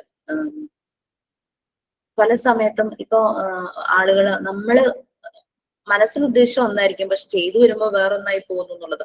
കുട്ടി ജഗ്ഗിന്ന് വെള്ളം ഒഴിക്കുന്നത്, കുട്ടി ഗ്ലാസ്സിൽ വെള്ളം നിറയ്ക്കാനായിരുന്നു ഉദ്ദേശിച്ചത്, പക്ഷെ ഒഴിച്ചു വന്നപ്പോ ഗ്ലാസ് നിറഞ്ഞ് കുറെ പുറത്തേക്ക് പോയി. പക്ഷെ അങ്ങനെ ഉദ്ദേശിച്ചിട്ടില്ലല്ലോ. അതാണ് ശരിക്കും ഹോമിന്റെ ഒരു എക്സാമ്പിൾ. ഒരു ഹിപ്നോട്ടിസ് ചെയ്ത ഒരാളുടെ കുറെ കാര്യങ്ങൾ മനസ്സിലാക്കുന്നത് ആള് അറിഞ്ഞു ബോധത്തോടു കൂടി ചെയ്യുന്നതല്ല. അതെല്ലാം ഹോമിൽ പെടും. അതുകൊണ്ടാണ് ഹോം ഇങ്ങനെ വാസ്റ്റ് ആയിട്ടിരിക്കുന്നത്. പിന്നെ പലപ്പോഴും കുട്ടികളിൽ നെഗറ്റീവ് എനർജീസ് വരാം, അവർ അഗ്രസീവ്നെസ് കാണിക്കാം, വയലന്റ് നേച്ചർ കാണിക്കാം. അതെല്ലാം ഈ ഒരു ഫോഴ്സ് കാരണമാണ്, ഈ ഒരു ഹോം കാരണം. അപ്പൊ ഇങ്ങനെ നെഗറ്റീവ് എനർജി വന്നു കഴിഞ്ഞാൽ ആ നെഗറ്റീവ് എനർജിനെ നമ്മൾ പോസിറ്റീവ് സൈഡിലേക്ക് ഡീവിയേറ്റ് ചെയ്ത് കൊടുക്കും. നോർമലൈസേഷൻ ആൻഡ് ഡീവിയേഷൻ എന്ന് ഡോക്ടർ മറിയ മോണ്ടിസോറി പറഞ്ഞു. ആ നോർമലൈസേഷൻ എന്ന് പറഞ്ഞു കഴിഞ്ഞാൽ നെഗറ്റീവ് എനർജി ഉണ്ടായിരുന്നതിനെ നമ്മള് വേറൊരു പോസിറ്റീവ് സൈഡിലേക്ക് ഡയറക്റ്റ് ചെയ്ത് കുട്ടിയെ പല ആക്ടിവിറ്റീസിലൂടെ പ്രാക്ടീസ് ചെയ്തപ്പോഴാണ് കുട്ടി നോർമലൈസ്ഡ് ആയത്. കുട്ടികളിൽ ആ ഒരു നെഗറ്റീവ് ഫാക്ടർ വരാം പലപ്പോഴും. ഈ ഫോഴ്സ് ഉള്ളിലുള്ളത് കൊണ്ട് അവര് എന്തും ചെയ്യും, എന്താണ് ചെയ്യുന്നതെന്ന് ചിലപ്പോൾ അറിയാണ്ട് തന്നെ എന്തെങ്കിലുമൊക്കെ ചെയ്തു പോകും. അപ്പൊ അതിനെ ത്രൂ കണ്ടിന്യൂസ് ആക്ടിവിറ്റി അങ്ങനെയാണ് അവർ ഡെവലപ്പ് ചെയ്ത് അവര് നോർമലൈസ്ഡ് ആകുക.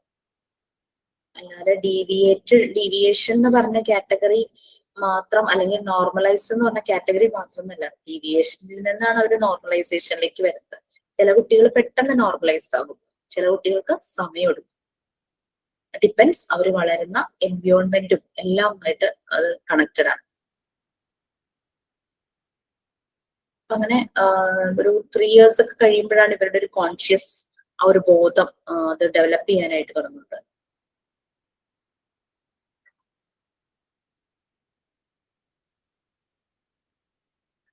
ഓക്കെ, കുട്ടികളിലെ natural work, instinctive work, natural വർക്കിനെ ഡെവലപ്പ് ചെയ്യിക്കാനായിട്ട് ട്രിഗർ ചെയ്യിക്കാൻ പറ്റുന്ന ഒരു ഫോഴ്സ് ആണ് ഹോം എന്ന് പറയുന്നത്.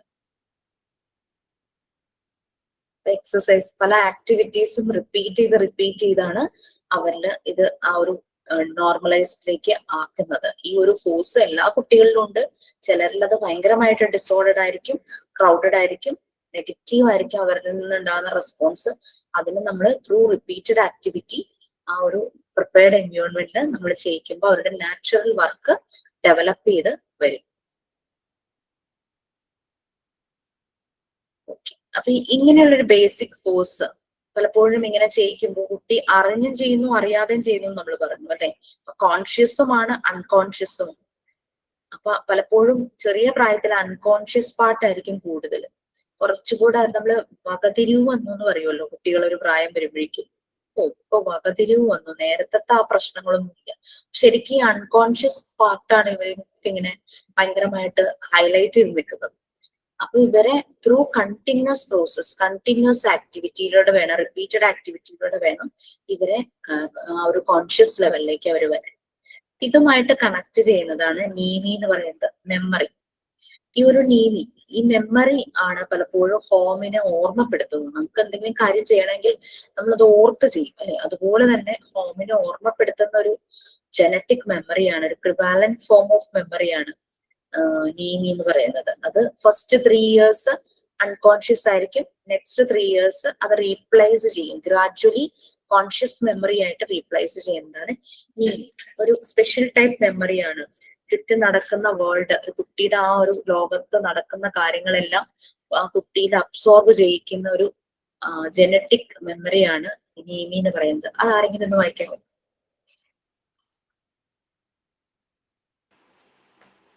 Yeah, Michael. Naming. This is genetic memory, an unconscious memory reproducing the past and preserving all the experience of the beings before us. All living beings have this, both plant and animal life. This memory of race exists in every being to reproduce his kind and repeat the same ways of living. For example, each species of bird builds a different kind of nest, but within one species, the nest will be the same. There are two kinds of naming. One, the physical kind. Secondly, all life forms, plant, animal, and man. This grant them to reproduce their kind. Then there is the psychic naming, which is a different form from animals and man, and plant life has none. In animals, this is called instinct. It is the same from generation to generation for the most part, but it is not absolute or completely rigid.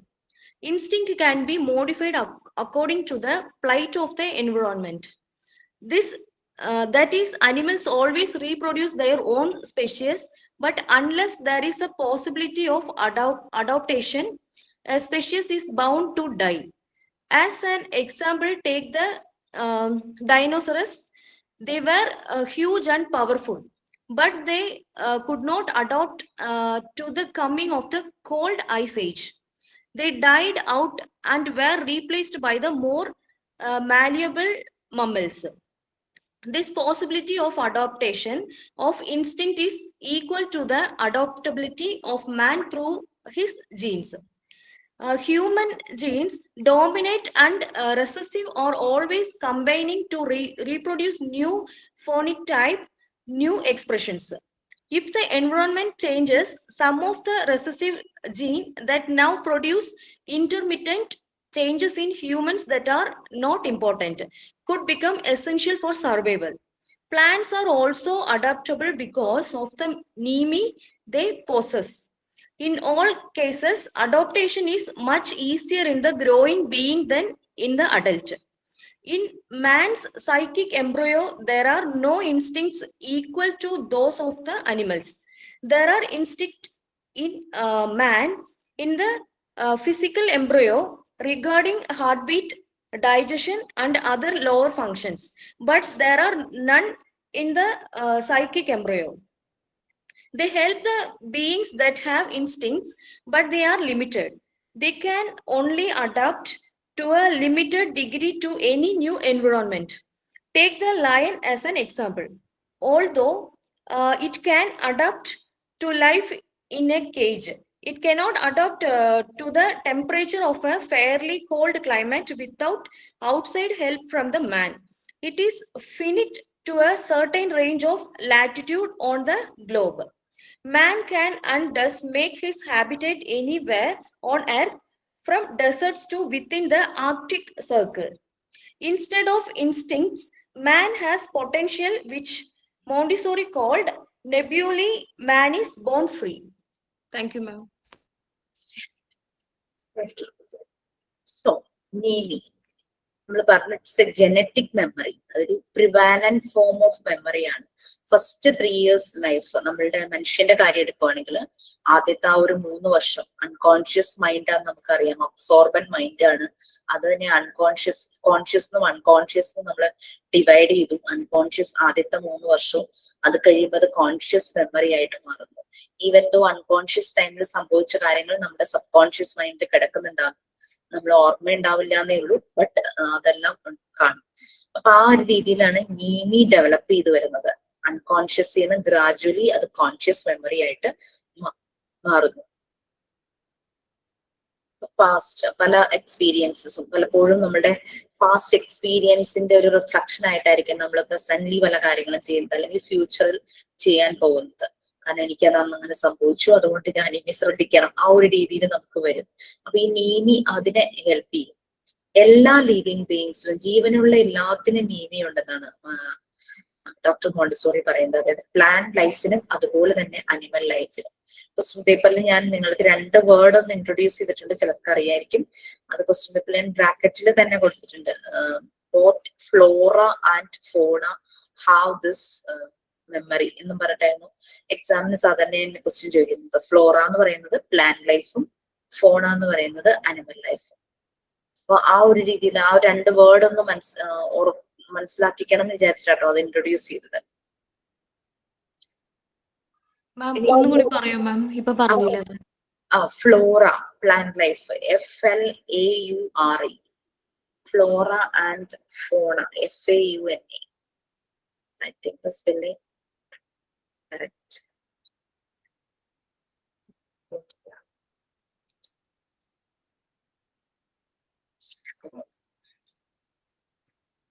Biology സ്റ്റുഡൻസിനൊക്കെ ഭയങ്കര common familiar words ആയിരിക്കും. ഞാൻ ആ word നിങ്ങളും കൂടെ ഒന്ന് അറിയട്ടെ എന്ന് വിചാരിച്ച് flora and fauna. Flora means plant life. ബോട്ടണിയിൽ പഠിച്ചിട്ടുണ്ട്. ഓക്കെ. അപ്പൊ ഇവിടെ ഈ ഒരു നീമി ഉള്ളത് കൊണ്ടാണ് റീപ്രൊഡക്ഷൻ, ഒരേ കൈൻഡിലുള്ള റീപ്രൊഡക്ഷൻ നടക്കുന്നതെന്ന് പറഞ്ഞു. പിന്നെ അതുപോലെ അഡാപ്റ്റേഷനും ഇതുമായിട്ട് കണക്റ്റഡ് ആണ്. അതായത് ഇപ്പോ നമ്മൾക്ക് മനുഷ്യരെ സംബന്ധിച്ച് ഏതൊരു ക്ലൈമറ്റ് വന്നാലും അതുമായിട്ട് അഡാപ്റ്റഡ് ആകാനുള്ള മാർഗങ്ങൾ അവൻ കണ്ടുപിടിക്കും അല്ലേ? ചൂടാവുമ്പോ എങ്ങനെയായിരിക്കണം. നമുക്കിവിടെ എന്ന് വെച്ചാൽ മോഡറേറ്റ് ക്ലൈമറ്റ് ആണ്. ഇപ്പോഴും നമുക്ക് ചൂടുണ്ട്, മഴ വരുമ്പോ അല്ലെങ്കിൽ ഇത്തിരി വിന്റർ ടൈമില് ചെറിയൊരു തണുപ്പ്. ആ ഒരു വിന്റർ ടൈമിലെ തണുപ്പ് എന്നൊക്കെ പറഞ്ഞു കഴിഞ്ഞാൽ ഏർലി മോർണിംഗും രാത്രിയും ഈവനിങ്ങും ഒക്കെയാണ്. പകല് നമുക്ക് അപ്പോഴും വെയില് തന്നെയാണ്. ബട്ട് എന്നാലും സമ്മറിലെ വെയിലിന്റെ അത്രയും പ്രശ്നങ്ങൾ നമുക്ക് വിന്ററിലെ വെയിലിൽ തോന്നാറില്ല എന്ന് മാത്രം. ഓക്കെ. പിന്നെ മഴക്കാലത്ത് പിന്നെ ആ ഒരു നമ്മൾ അതുമായിട്ട് നമ്മൾ അഡാപ്റ്റഡ് ആണല്ലേ. നമ്മളുടെ ഇവിടുത്തെ ക്ലൈമറ്റിൽ കൂടുതൽ സമയവും മഴ പെയ്യുന്നു, എല്ലാ കാലത്തിലും മഴയുണ്ട്. ഒരു മനുഷ്യനെ സംബന്ധിച്ച് ക്ലൈമറ്റുമായിട്ട് അഡാപ്റ്റഡ് ആകാൻ പറ്റും. അതാണ് മനുഷ്യന്റെ നീതിയും മൃഗങ്ങളുടെ നീതിയും തമ്മിലുള്ളൊരു ഡിഫറൻസ് പറയുന്നത്. പക്ഷെ മൃഗത്തിനെ സംബന്ധിച്ച് അതിന്റെ ക്ലൈമറ്റ്, അത് ജീവിക്കുന്ന ഒരു ക്ലൈമറ്റ് ആയിരിക്കും അതിന് പറ്റുക. അത് ഏതെങ്കിലും ഒരു ക്ലൈമറ്റ് വന്ന് അതുമായിട്ട് അഡാപ്റ്റഡ് ആകണമെങ്കിൽ അവിടെ മാനിന്റെ ഹെൽപ്പ് വേണം. ഇപ്പൊ നമ്മളൊരു കൂട്ടിലിട്ടിരിക്കുന്ന ഒരു ജീവി, ഈ കൂട്ടിലിട്ടിരിക്കുന്ന ഒരു ജീവിക്ക് എന്താ അത് ജീവിക്കുന്ന സാഹചര്യങ്ങളെ ക്ലൈമറ്റിൽ നിന്നും വ്യത്യാസമായിട്ട് ആ കൂടിരിക്കുന്ന സ്ഥലത്തൊരു ക്ലൈമറ്റ് വന്നാൽ നമ്മൾ അവിടെ ക്രിയേറ്റ് ചെയ്ത് കൊടുക്കണം അതിന് പറ്റുന്ന രീതിയിലുള്ള ഒരു ചൂട്, തണുപ്പ്, അങ്ങനെയുള്ള കാര്യങ്ങള്. ഈ ചെടികൾ വിൽക്കാനായിട്ട് ഈ ആളുകൾ വീട്ടിൽ വരുമല്ലോ, നഴ്സറിന്ന്. അപ്പൊ ഒരു കുട്ടി അങ്ങനെ വന്നൊരു കൊച്ചി എന്നോട് ചോദിച്ചു, മാം ഓറഞ്ച് തരട്ടെ എന്ന് ചോദിച്ചു. ഞാൻ പറഞ്ഞു നമ്മുടെ ക്ലൈമറ്റിൽ ഓറഞ്ച് വളരുമോ? ഇനി അഥവാ വളർന്നാൽ തന്നെ അതിന് സൈസൊന്നും അധികം ഉണ്ടാവില്ലല്ലോ എന്നുള്ള രീതി ഞാൻ പറഞ്ഞപ്പോ ആ കുട്ടി എന്നോട് പറഞ്ഞത് ഐസ് ക്യൂബ്സ് ഇട്ട് കൊടുക്കാൻ ഇടയ്ക്കിടയ്ക്ക്. അതായത് അത് വളരുന്ന അവിടുത്തെ ഒരു ക്ലൈമറ്റ് അതിന് പ്രൊവൈഡ് ചെയ്യാനായിട്ട്. അപ്പൊ ശരിക്കും അത് ആ ചെടിയുടെ ഓർമ്മ എന്ന് പറഞ്ഞു കഴിഞ്ഞാൽ അതിന് ഇങ്ങനെയുള്ളൊരു ടെമ്പറേച്ചർ ആയിരിക്കും. അതിൽ നിന്ന് മാറിയുള്ളൊരു ടെമ്പറേച്ചർ വന്നാൽ അതിന് അഡാപ്റ്റ് ചെയ്യാൻ പറ്റുന്നില്ല. അപ്പോൾ അതിന് പറ്റുന്ന ടെമ്പറേച്ചർ പ്രൊവൈഡ് ചെയ്യുമ്പോൾ അതിന് ഓർമ്മ ഞാൻ ഈ ടെമ്പറേച്ചറിലാണ് ജീവിക്കേണ്ടതിലോ എന്ന് വരുമ്പോൾ റീപ്രൊഡക്ഷൻ അവിടെ നടക്കും. അതാണ് വലിച്ചു നീട്ടി ഈ ഒരു പാരഗ്രാഫിൽ പറയുന്നത്. നമ്മൾ തന്നെ വായിക്കുമ്പോൾ നമുക്ക് ചിലപ്പോൾ പെട്ടെന്ന് പിടികിട്ടുന്നില്ല. അപ്പം സയൻസ്, ഫിസിക്സ്, ബയോളജി ബാക്ക്ഗ്രൗണ്ട് നല്ലപോലെയുള്ളവർക്ക് ചിലപ്പോൾ അത് ഐഡിയ കിട്ടുമായിരിക്കും. ഇനി തന്നെ 2 ടൈപ്പ് ഉണ്ടെന്നാണ് പറയുന്നത്. ഒന്ന് ഫിസിക്കൽ കൈൻഡ്, അതായത് എല്ലാ ജീവജാലങ്ങളിലും ഉള്ളത്, പ്ലാന്റിലും അനിമലിലും മനുഷ്യനിലും എല്ലാത്തിലും ഉണ്ട്. അപ്പൊ അതിന്റെ ഭാഗമായിട്ടാണ് ഇതെല്ലാം റീപ്രൊഡ്യൂസ് ചെയ്യുന്നത്, കുഞ്ഞുങ്ങൾ ഉണ്ടാകുന്നത് എല്ലാവർക്കും. അടുത്തത് സൈക്കിക് നീതി, അതായത് ആദ്യം നമ്മുടെ ആ ഒരു ബയോളജിയുമായിട്ട് കണക്റ്റഡ് ആയിട്ടുള്ളത്, ബയോളജിക്കൽ ഫോമിലുള്ള മെമ്മറി ആയിരുന്നു പറഞ്ഞത്. ഫിസിക്കൽ കൈൻഡ് എന്ന് പറഞ്ഞത് അല്ലെ, നമ്മുടെ ബയോളജിക്കൽ ഫോം. അതുകൊണ്ടാണ് നമ്മൾ റീപ്രൊഡക്ഷൻ അനിമൽസിലും മനുഷ്യരിലും ചെടികളിലും റീപ്രൊഡക്ഷൻ നടക്കുന്നത് അതുകൊണ്ടാണ്. ഓക്കെ, അപ്പൊ അത് പറഞ്ഞു. ഇനി രണ്ടാമത്തത് മനസ്സുമായിട്ട് കണക്റ്റഡ്, സൈക്കിക് ടൈപ്പ്. മാറിപ്പോരുത്, ഫിസിക്കും സൈക്കിക്കും മാറിപ്പോരുത്. സൈക്കിക് നീതി അത് ഡിഫറെന്റ് ഫ്രം അനിമൽസ് ആൻഡ് മാൻ. പ്ലാന്റിന് അങ്ങനെയൊന്നും ഇല്ല എന്നാണ് പറയാം. പക്ഷെ അവർക്ക് മെമ്മറി ഉണ്ട് പ്ലാന്റിന്. അതുകൊണ്ടാണല്ലോ നമ്മള് നല്ല രീതിയിൽ അവരെ ടേക്ക് കെയർ ചെയ്യുമ്പോൾ അവര് നല്ല ഫ്രൂട്ട്സ്, അതിന് നല്ല റിസൾട്ട് നമുക്ക് കിട്ടുന്നത്, ഔട്ട്കം കിട്ടുന്നത്. നമ്മൾ 2-3 ദിവസം വീട്ടിലില്ലാതിരുന്നു, വെള്ളം ഒഴിക്കാൻ പറ്റാതിരുന്നതിന് നമ്മൾ വരുമ്പോൾ വാടി നിൽക്കുന്ന ചെടികളെ കാണും. പെട്ടെന്ന് ചെന്ന് അതിന്റെ അടുത്ത് നിന്ന് സംസാരിച്ച് ചെടികൾക്ക് നാച്ചുറലിസ്റ്റിക് ഇന്റലിജൻസ് നമ്മൾ പറഞ്ഞില്ലേ, ചെടികളോട് സംസാരിക്കുക, ചെടികളുടെ അടുത്ത് പെർമിഷൻ ചോദിച്ചിട്ട് നമ്മള് അത് മാങ്ങ പൊട്ടിച്ചെടുക്കാനോ അല്ലെങ്കിൽ തേങ്ങ ഇടാനോ കറിവേപ്പില പറിക്കാൻ. ഞാനൊരു കാര്യം ഷെയർ ചെയ്യാം മാം. എനിക്കത് ഇപ്പോഴും എനിക്ക് അറിയില്ല, ഞാനത് അങ്ങനെ ചെയ്തുകൊണ്ടാണോ എന്ന് എനിക്കറിയില്ല. ഞാൻ ഒരു ചെത്തി നട്ടുപിടിപ്പിച്ചിട്ടുണ്ടായിരുന്നു മാം. അത് കോമ്പൗണ്ടിന്റെ പുറത്തായിരുന്നു. അത് യെല്ലോ ചെത്തിയായിരുന്നു. അങ്ങനെ പറഞ്ഞിട്ടാണ് എനിക്ക് തന്നത്. അപ്പൊ ഞാൻ വെക്കുമ്പോ ചെടി ഒത്തിരി വളർന്ന് ഇങ്ങനെ വലുതാവാ, പക്ഷെ പൂ വരുന്നില്ല. അപ്പൊ ഞാൻ ഇങ്ങനെ നോക്കിയിരുന്ന അവസാനം ഞാൻ പോയി ഒന്ന് വഴക്ക് പറഞ്ഞു. എന്തോ ചെടി ഇത്രയും ഹൈറ്റ് ആയി പക്ഷെ ഒരു പൂ പോലും തരുന്നില്ലല്ലോ എന്ന്. മാം സീരിയസ്ലി 2 ദിവസം കഴിഞ്ഞ് ഞാൻ ജസ്റ്റ് നനയ്ക്കാൻ പോയപ്പോ മൊട്ട് ഞാനത് ഷോക്കായി പെട്ടെന്ന്. ചിലപ്പോ വളരെ എനിക്ക് സത്യമായിട്ടുള്ള ഒരു തോന്നിയതായിരിക്കാം, പക്ഷെ കാര്യമാണ്. ഞാൻ അങ്ങനെ എനിക്കങ്ങനെ തോന്നി. ചിലപ്പോ ഞാൻ വഴക്ക് പറഞ്ഞുകൊണ്ടാണോ. 2 ദിവസം കഴിഞ്ഞ് നോക്കിയപ്പോ യെല്ലോ കളറിൽ ആ ബഡ് ഇങ്ങനെ നല്ല രസമായിട്ട് വന്നിരുന്നു. അപ്പൊ എനിക്കത് ഭയങ്കര ഹാപ്പിയായി. എനിക്ക് ഒരു അനുഭവം ഉണ്ട് എന്റെ മാം. ഉമ്മയൊക്കെ അങ്ങനെ ചെയ്യുന്നത് ഞാൻ എനിക്ക് അനുഭവമുണ്ട്, കണ്ടിട്ടുണ്ട്. സത്യം അതൊക്കെ. ഞങ്ങളുടെ അതെ വീട്ടില് അതെ. മാവിന്റെയൊക്കെ അടുത്ത് വന്ന് വാക്കത്തി കാണിച്ച് പേടിപ്പിച്ച് അത് പൂക്കൂന്ന് പറയണേക്ക. ശരിക്കും ഉള്ളത് അത്. ഉമ്മ വാഴയുടെ അടുത്തൊക്കെ പോയിട്ട് നിന്നിട്ട് ഇങ്ങനെ പറയുന്നതാണ്, അടുത്ത കൊല്ലമെങ്കിലും കായ്ച്ചില്ലെങ്കിലും നിന്നെ കൊത്തി ചാടും എന്നെല്ലാം പറയാ. അപ്പൊ പേടിച്ചിട്ട് അത് പൂക്കും. അതെ മാം, എന്റെ വീട്ടിലൊരു മാവ് ഉണ്ടായിരുന്നു, വലിയ മാവായിരുന്നു.